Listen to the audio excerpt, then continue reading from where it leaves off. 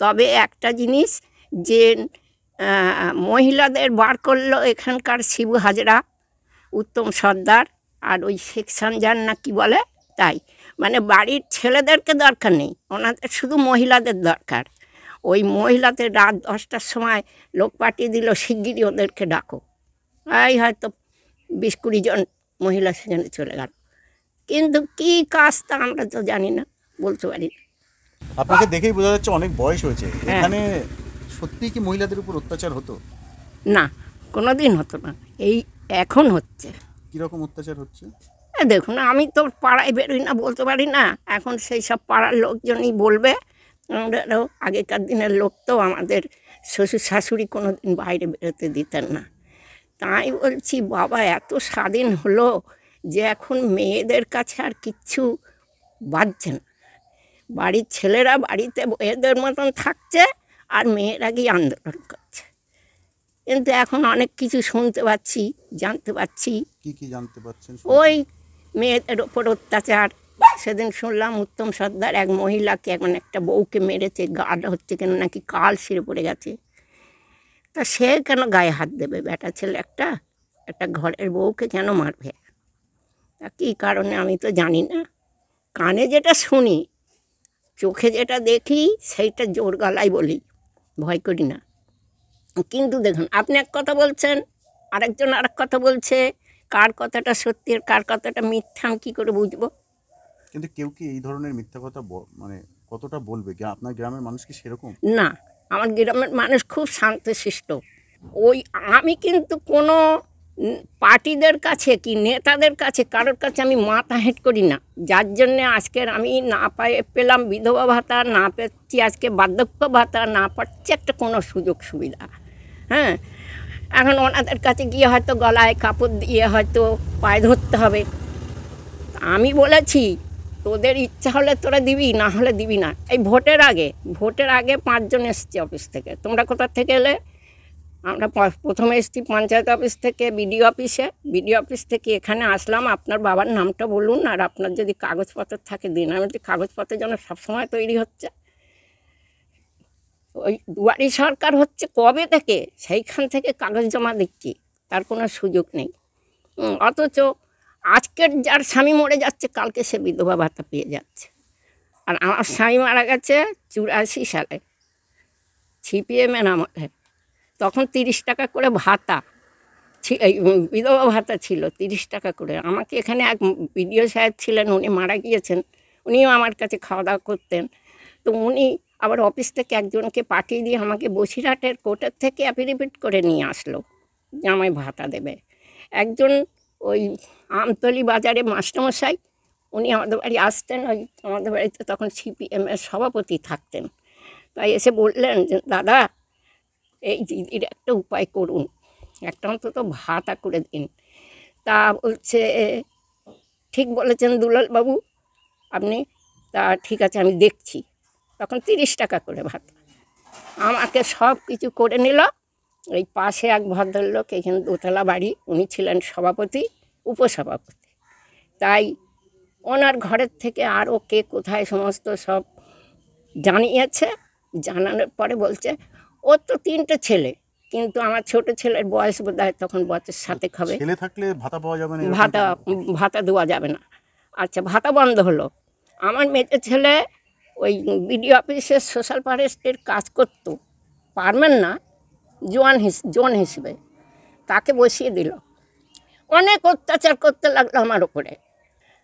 আমার সিপিএমের আমলে 3 মাস সময় রেশন বন্ধ করে দিল। কি কারণ? একজন বলল, জানিস তো তোর মা ওই সব বাইরের থেকে লোক আসে, কংগ্রেসের লোক, ওদের ভাত রান্না করে দেয় বলে, সেই জন্য তোদের রেশন বন্ধ করে দিয়েছে। দিলি আর বলল, দিদি কি করব বলুন, আমরা তো রেশন দেওয়ার জন্য আছে। এত বড় লিস্ট দিয়েছে, এত বড় লিস্ট, যদি আপনি দেখতে চান তাহলে। কি নাম আপনার? আমার নাম প্রতিমা দে। কি মারধর করতো তাই কি? মাগো মাগো মাগো। হ্যাঁ, কি মাগো মাগো?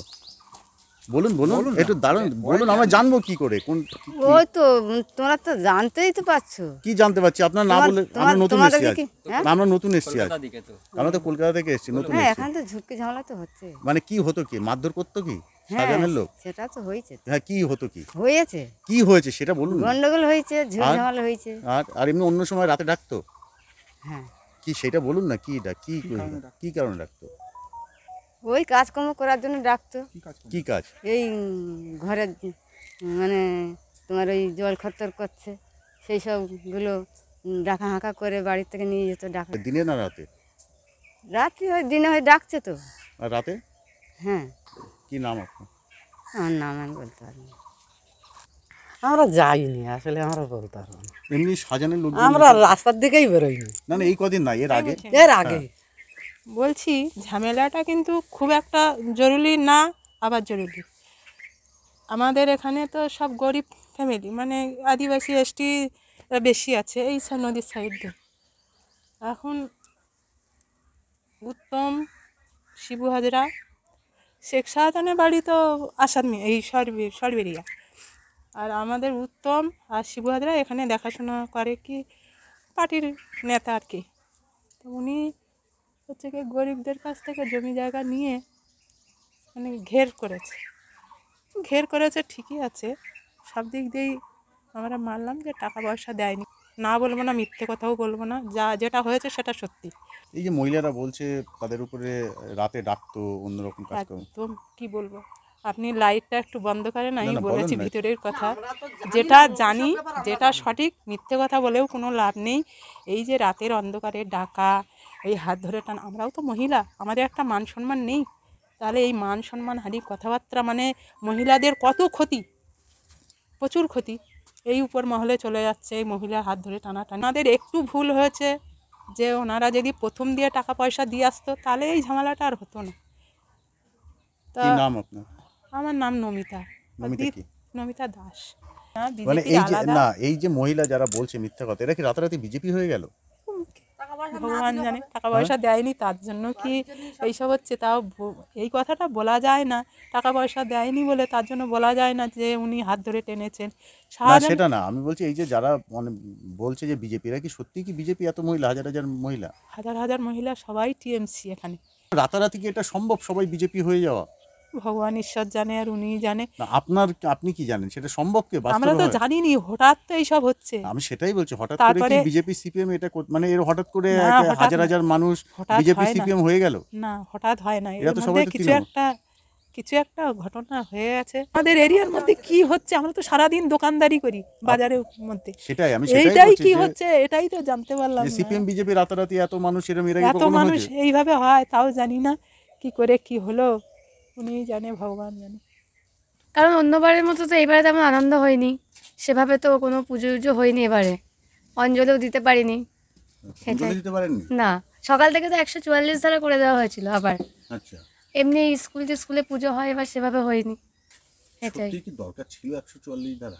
সেটা তারাই জানে যারা না, করেছে। আপনার কি মনে হয়? আপনি তো এখানে না, দরকার ছিল না, আপনি পড়াশোনা করেন, কমপ্লিট হয়ে গেছে, বিএ কমপ্লিট হয়েছে। complete। এই যে মহিলাদের এখানকার আন্দোলনকারীরা যে অভিযোগটা করছে, হুম। কতটা ঠিক, একদম সম্পূর্ণ সঠিক, কিরকম? মানে যা যা বলছে সবটাই সত্যি। মানে না কি- হলে তো আর মহিলারা এরকম জোর দিয়ে বলতে পারে না, তাই না? আচ্ছা, হয়েছে না বলে অনেক এখানে সময় হয় না যে যারা বিজেপি করে, যারা সিপিএম করে, না, তারা এটা কোনো পার্টিগত ব্যাপার না তো, মানে যে পার্টির থেকে চর্চাটা করা হয়েছে তারা সেটাই তুলে ধরেছে, মানে কোনো মানে ব্যক্তিগত কিছু হয়নি এটা। রাতারাতি একটা গ্রাম বিজেপি হয়ে গেল। কই না তো, তো এই তৃণমূল বলছে এটা বিজেপি সিপিএম এর চক্রান্ত। মানে সবসময় তো একটা নেগেটিভ হতেই থাকে, মানে পার্টিগত, এটাই আর কি বলবো। কিন্তু এই যে শান্তির জায়গাটা এরকম হবে এটা আমরা কোনোদিনও আশা করতে পারিনি। আমার সন্দেশকারীতে এরকম ঝামেলা, আগে অনেক শান্তি ছিল, এটাই। আচ্ছা, কি নাম আপনি? জয়িতা সিংহ রায়। রাতারাতি একটা গ্রাম এইভাবে বিজেপি সিপিএম হয়ে গেল? হ্যাঁ, না তৃণমূল বলছে যে বিজেপি সিপিএম হয়ে গেছে, তাই কি? হ্যাঁ, তাহলে অত্যাচার হতো? বলবেন না কিছু? একটু সাইড না বলবেন না? হ্যাঁ, অত্যাচার তো হতোই, তাহলে হ্যাঁ সেটাই বলুন, কী ধরনের অত্যাচার হতো? না বলবো না এখন কিছু, মানে কোনো ভয় কারণ সে তো আছেই, ভয় আছে? সেটা আছে। কি নাম আপনার? দিলীপ সিংহ। মানে আপনি কি অন্য কোনো রাজনৈতিক দল করেন সেই জন্য বলবেন না ভয়? আমি কোনো রাজনৈতিক দলের সঙ্গে যুক্ত নেই। কি করেন তাহলে? আমি এমনি মোবাইল টাওয়ারে কাজ করি আর কি। তাহলে আপনার বলতে বাধা কোথায়? আর বলবো না। দেখলেন